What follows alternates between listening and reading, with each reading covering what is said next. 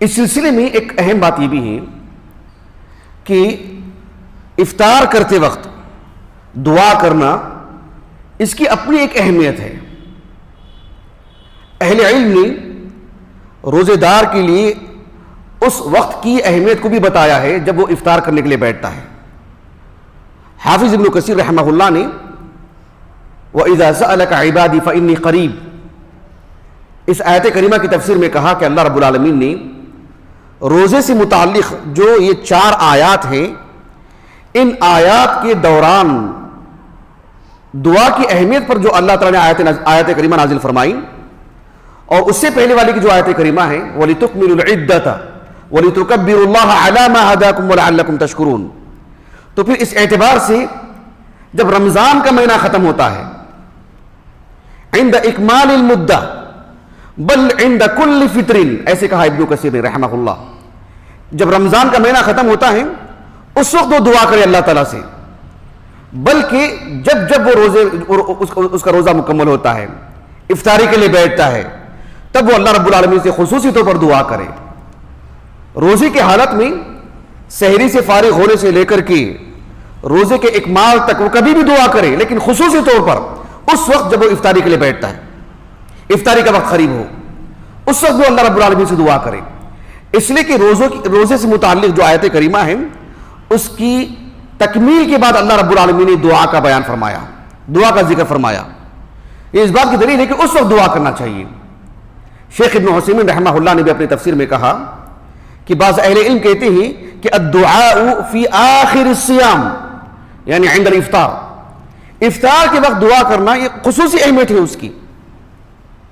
لیکن ہم دیکھتے ہیں ہمارے معاشرے میں عام طور پر لوگ دعا کا اہتمام کرتے ہیں افطاری کے وقت ہی, اسی وقت گھر کے افراد جمع ہوتے ہیں, کسی گھر میں تو سرپرست دعا کرتے ہیں اور سب اس میں شامل رہتے ہیں. ہم ہمارے معاشرے میں دیکھتے ہیں کہ افطار کی کچھ ایسی دعوتیں بھی ہوتی ہیں جہاں خاص طور پر کسی عالم کو اس لیے بلایا جاتا ہے کہ وہ ایک طویل دعا کریں, آدھے گھنٹے کی, 1 گھنٹے کی. یہ اہتمام اس وقت کے لیے جو کیا جاتا ہے وہ دراصل ایک ضعیف حدیث کی بنیاد پر. امام ابو داؤد الطیالسی رحمہ اللہ کی جو مسند ہے اس میں عبداللہ بن عمرو بن عاص رضی اللہ عنہما کی جو احادیث آپ نے ترتیب دی ہے ان میں ایک حدیث یہ بھی آتی ہے جو حدیث سندن ضعیف ہے. عبداللہ بن عمرو بن عاص رضی اللہ عنہما رسول اللہ صلی اللہ علیہ وسلم کے حوالے سے بتاتے ہیں کہ للصائم عند افطارہ دعوت مستجابہ, روزہ دار جب افطاری کے لیے بیٹھتا ہے تو اس وقت اس کی جو دعا ہوتی ہے وہ دعا قبول ہی ہوتی ہے, وہ دعا مستجاب ہوتی ہے, وہ دعا رد نہیں کی جاتی ہے. شیخ محمد ناصر الدین البانی رحمہ اللہ نے ارواء الغلیل میں اس حدیث پر تفصیلی کلام فرمائے ہیں. آپ ہی نہیں, آپ اکیلے نہیں, اس دور کے دیگر محققین نے بھی اس جانب توجہ دلائی ہے. بلکہ ہم نے دیکھا بعض معاصر اہل علم کو جو اس پر نکیر کرتے ہیں, جو افطاری کے وقت دعا کرتے ہیں اس عمل پر نکیر کرتے ہیں. ان کی نکیر 2 وجہ سے ہو سکتی ہے. ایک یہ وجہ کہ ایک ضعیف حدیث کی بنیاد پر اس وقت خصوصی طور پر دعا کرنے کے لیے بیٹھتے ہیں, وہ درست نہیں ہے. اور دوسرا یہ کہ صبح سے شام تک دعا کا اہتمام نہ کر کے صرف اسی وقت دعا کے لیے بیٹھنا, اس وجہ سے اہل علم ذکر کرتے ہیں. ورنہ اس وقت دعا کرنا غلط نہیں, وہ بھی روزے کی حالت ہے, لیکن اہتمام کرنا, اسی کو خاص کر لینا, اسی وقت دعا کے لیے بیٹھنا, اس کا جو اہتمام ہم اپنے معاشرے میں دیکھتے ہیں سبوں کے ہاں حدیث کا ذوق معلوم ہونے کے باوجود بھی کبھی کبھار عادت سے مجبور اسے نکلنا چاہیے, اس لیے کہ دعا ایک عبادت ہے, ایک رسم نہیں ہے. سحری سے فارغ ہونے کے بعد سے لے کر کے روزے کی تکمیل تک وہ کسی وقت بھی اللہ رب العالمین سے دعا کرتا رہے. اس لیے کہ اللہ سبحانہ و تعالیٰ نے روزے کی حالت میں دعا قبول کرنے کی جو بات کہی ہے وہ مکمل حالت شروع سے لے کر آخر تک.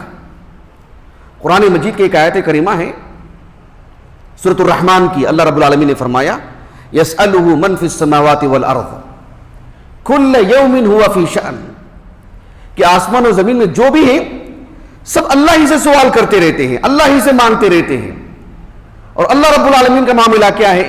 کل یوم ہوا فی شأن، کل یوم یعنی کل وقت، ہر پل ہر لمحہ اللہ سبحانہ و تعالی مصروف عمل ہے. دعا قبول کرتے ہوئے، کسی کے ساتھ بہتر معاملہ فرماتے ہوئے، کسی کو سزا دیتے ہوئے، کوئی بھی معاملہ. امام ابو عبداللہ ابن ماجہ رحمہ اللہ اپنے السنن کے آغاز میں ایک حدیث مبارکہ لائے ہیں جسے شیخ البانی رحمہ اللہ نے حسن کہا ہے. ابو الدرداء رضی اللہ عنہ کہتے ہیں کہ آپ صلی اللہ علیہ وسلم نے فرمایا کہ وہ جو آیت کریمہ ہے سورۃ الرحمن کی، کل یوم ہوا فی شأن، اللہ کے رسول نے کہا صلی اللہ علیہ وسلم وَمِن شَأْنِهِ أَن يَغْفِرَ ذَنْبًا وَيُفَرِّجَ كَرْبًا وَيَرْفَعَ قَوْمًا وَيَخْفِضَ آخَرِينَ. اللہ سبحانہ وتعالی ہر پل کوئی نہ کوئی معاملہ انجام دیتے آ رہے ہیں. کسی کے گناہ کو معاف کرتے ہیں، کسی کی زندگی سے اس کی تکلیف کو دور کرتے ہیں. اللہ سبحانہ وتعالی دین کی بنیاد پر، اللہ کی اطاعت کی بنا پر کسی کے مقام کو بڑھاتے ہیں، اور اللہ رب العالمین اللہ کی نافرمانی کی وجہ سے کسی کے مقام کو گھٹا دیتے ہیں. ہر پل تو اللہ سبحانہ وتعالی سے دائمی طور پر دعا کرنا چاہیے. اس وقت بھی جب ہم افطار کرنے کے لیے بیٹھتے ہیں صرف اسی وقت دعا کرنا یہ مناسب نہیں. بہرحال ہماری زندگی میں اللہ رب العالمین کی توفیق سے، اس کے فضل و کرم سے ایک سعادت ہمیں ملی ہے کہ ایک اور رمضان ہماری زندگی میں آیا ہے. تو ایک لمبی مدت ہے، تقریباً کتنے 12-13 گھنٹے روزہ کے حالت میں ایک مسلمان رہتا ہے، اور بھی زیادہ کبھی کبھار. تو پھر اس کو غنیمت جاننا چاہیے ہمارے ایمان کی ثبات قدمی کے لیے، ہمارے اچھے اخلاق کے لیے، ہماری اچھی زبان کے لیے. اللہ سبحانہ وتعالی ہمیں خیر کی چابی بنائے، اللہ رب العالمین شر سے ہمیں دور رکھے.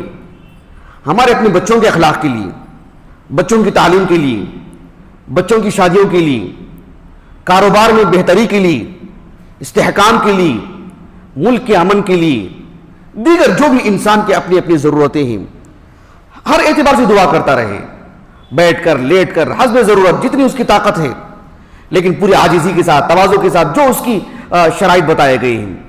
تو یہ ایک اچھا موقع ہے اور ایک لمبی مدت اللہ سبحانہ وتعالی نے ہمیں عطا فرمائی ہے. 30 دن اور ایک بڑا وقت روزے کی حالت میں گزارتا ہے. ایسے میں ہمارے پاس کتنے مواقع ہیں، یہ سارے مواقع ہم کیوں کھوئیں؟ اس سے ہماری آنے والی جو زندگی ہے، چاہے ہمارا انتقال ہو جائے چاہے ہم باحیات رہیں، ہماری ان دعاؤں کا ہمیں بھی فائدہ ہوگا، ہمارے گھر والوں کو بھی فائدہ ہوگا. جہاں ہم رہتے ہیں ہمارے معاشرے کے افراد کو، ہمارے ملک کے لوگوں کو، سب کے لیے ہم مفید بن سکتے ہیں ہماری چند دعاؤں سے. اللہ سبحانہ وتعالی ہمیں نیک بخت بنائے، صالح بنائے، اور اللہ تعالیٰ اس عظیم موقع کا ہمیں فائدہ اٹھانے کی ہمیں توفیق عطا فرمائے.